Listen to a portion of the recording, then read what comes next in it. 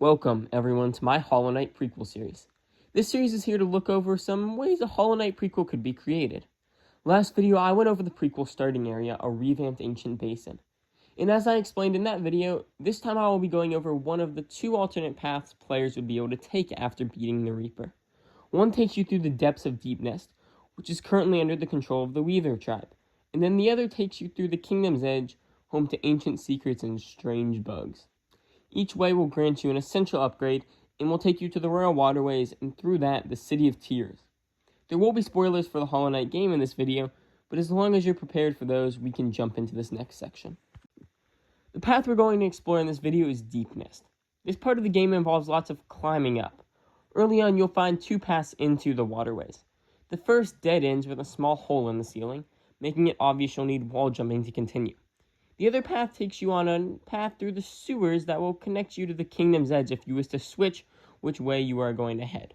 However, about halfway through the tunnel, there will be a breakable wall blended in, like the entrance to the hive. Entering this door will bring you to a platform that runs over a much larger room.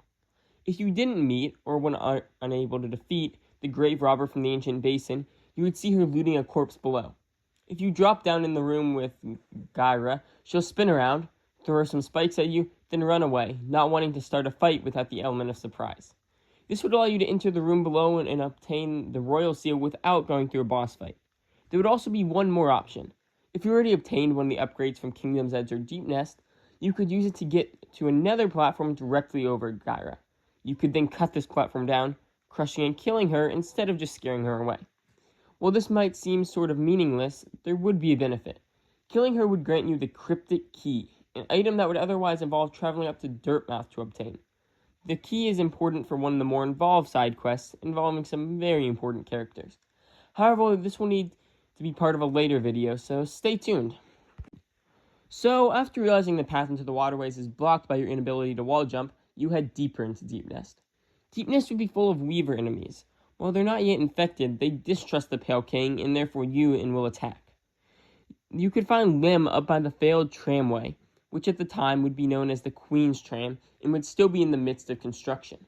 Lim would happily relinquish his map for a relic, and once again will give you some useful hints in exchange for more relics. The major one would be that he heard a rumor that the Weavers have fled their home towards the distant village. This is meant to do two things: tell players that their goal is the distant village, and hint at inquisitive players that they should head to Weaver's Den.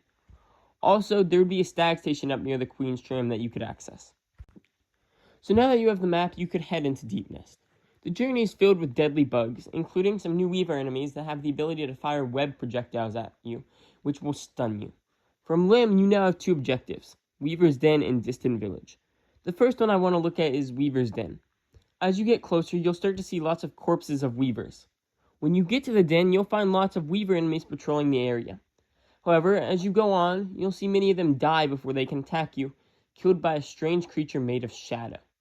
When you get to the end of the den, you'll find the same bug standing among a pile of corpses. It turns around, revealing a bug that looks extremely similar to the Little Knight from the original game.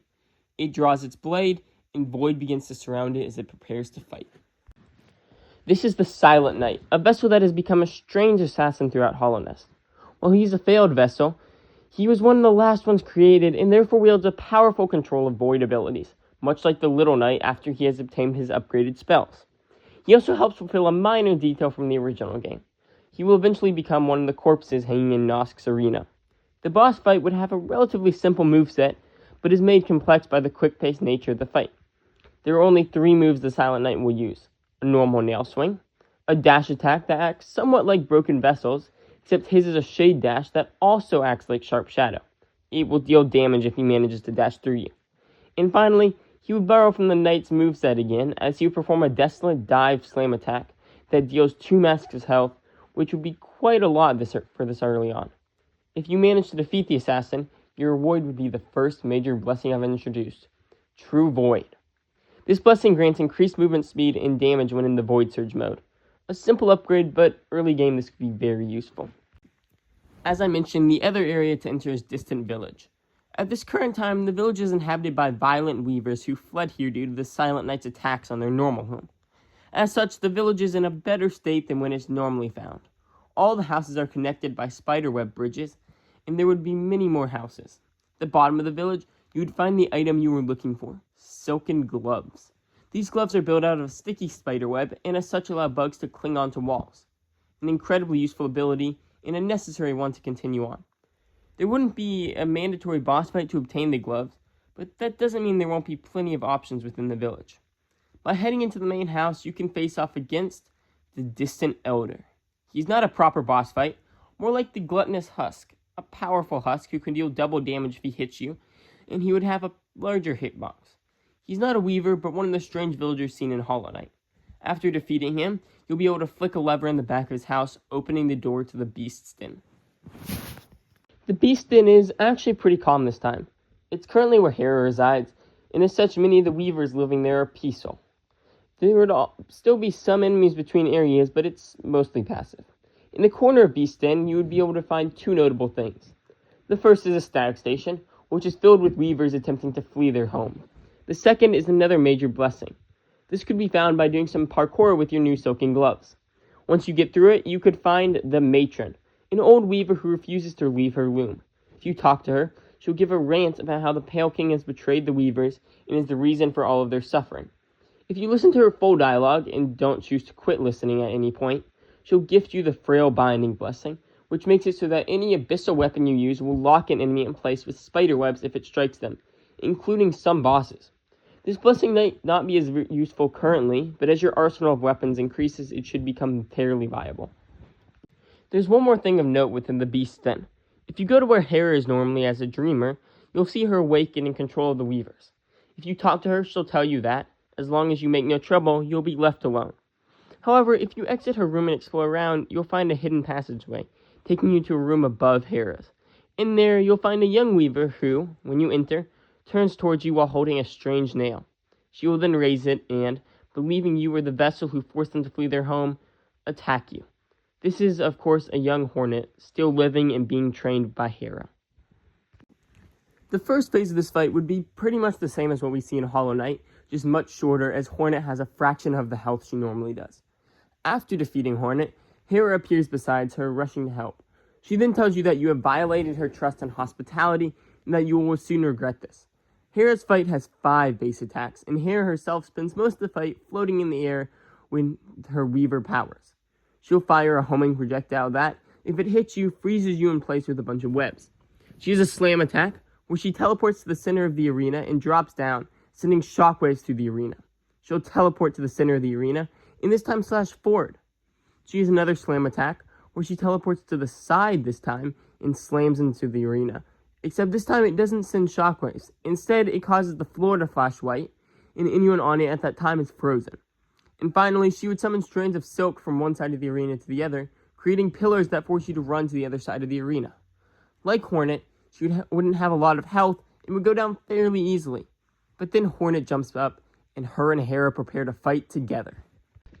This double boss fight would be a combination of the two movesets you just saw.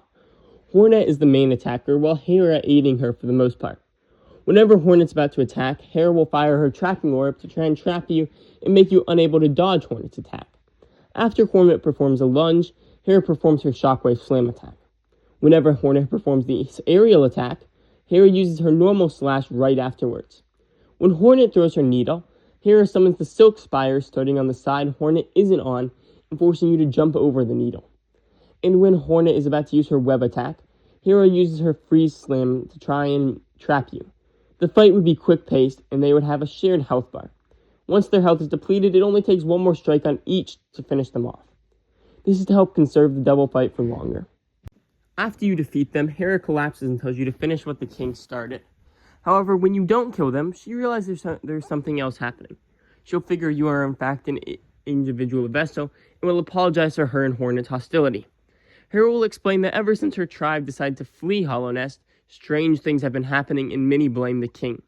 She'll also claim that your kind are known as the ghosts who haunt the betrayers. This hints that the vessels are in fact active in Hollow Nest before its fall and seem to serve their creator. It's also where Hornet will get the name Little Ghost for the night. Finally, Hera will grant you an interesting minor blessing in an attempt to help you. The blessing is known as True Friend, and with it equipped, Weaver enemies won't attack you.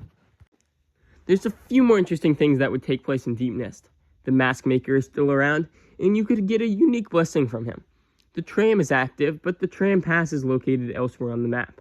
And there would be an entrance to the fungal waste that can be used to go deeper in the game quickly. But all of these will be saved for future episodes. Some will come up next time. Others will be fleshed out later in the series. But all of these ideas will show up at some point or another. And that's everything I have for Deepnest in this video. Like any Metroidvania, the Hollow Knight's path will eventually lead him back here. But that will be much later on.